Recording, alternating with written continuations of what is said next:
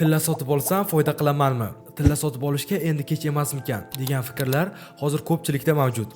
Agarda sizni ham bu savol qiziqtirayotgan bo'lsa, unda bu video aynan siz uchun. Bugun biz tillaning yaxshi va yomon tomonlarini, unga investitsiya qilishda nimalarga e'tibor berish kerakligini va u sizga foyda keltirish uchun nima qilishingiz kerakligini tahlil qilamiz. Videoni oxirigacha ko'ring va siz barcha ma'lumotlarga ega bo'lasiz. Assalomu alaykum do'stlar. Uznetix kanaliga xush kelibsiz. Keling, avval tarixga qisqacha nazar tashlaylik.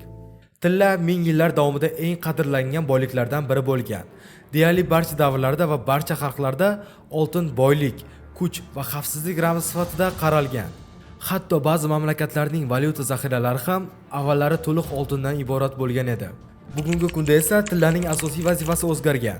Endi u birinchi navbatda investitsiya vositasi sifatida qabul qilinmoqda. Odamlar uni faqat taqinchoq emas, balki zaxira aktiv, ya'ni pulni inflyatsiyadan asrash usuli sifatida sotib olishmoqda.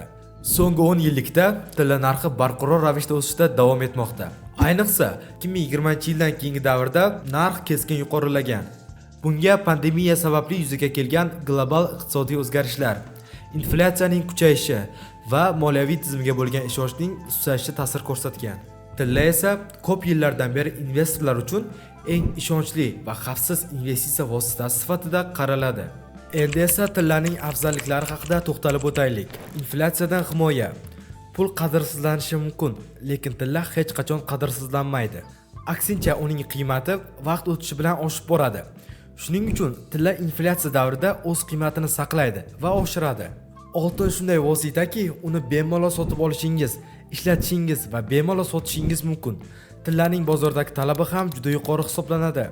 Oltin bu siz bemalol qo'lingizda ushlab tura oladigan haqiqiy boylik. Oltinni elektron raqamlarda yoki kartalarda saqlashingiz shart emas.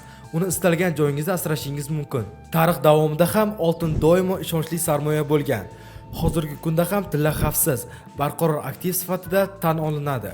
Xulosa qilib aytganda, oltin sizning moliyaviy xavfsizligingizni ta'minlaydi va kelajakdagi ehtiyojlarga tayyor turishingizga yordam beradi. Ammo tilla haqida gap ketganida faqat foydali jihatlarni emas, salbiy tomonlarini ham inobatga olish kerak. Oltinning narxi doimiy ravishda o'zgarib turadi. Ba'zan uning qiymati uzoq vaqt davomida barqaror bo'lishi mumkin, lekin ba'zida vaqtincha tushishi yoki qisqa muddat ichida keskin o'zgarish ehtimoli ham mavjud. Katta miqdordagi oltinni xavfsiz saqlash bir nechta qiyinchiliklarni yuzaga keltiradi.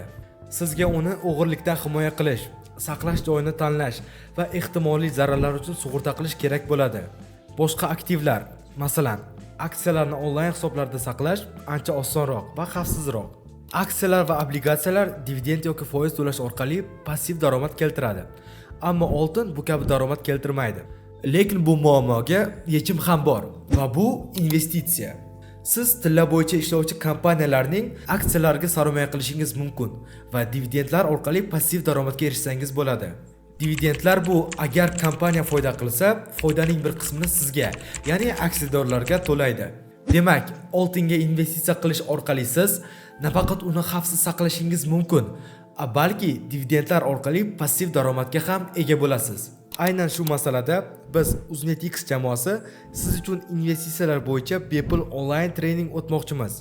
Ushbu treningda siz investitsiya nima va uni qanday o'rganish mumkin, investitsiya bo'yicha birinchi pulingizni qanday ishlash, pulingizni qanday ko'paytirish mumkinligi haqida bilib olishingiz mumkin.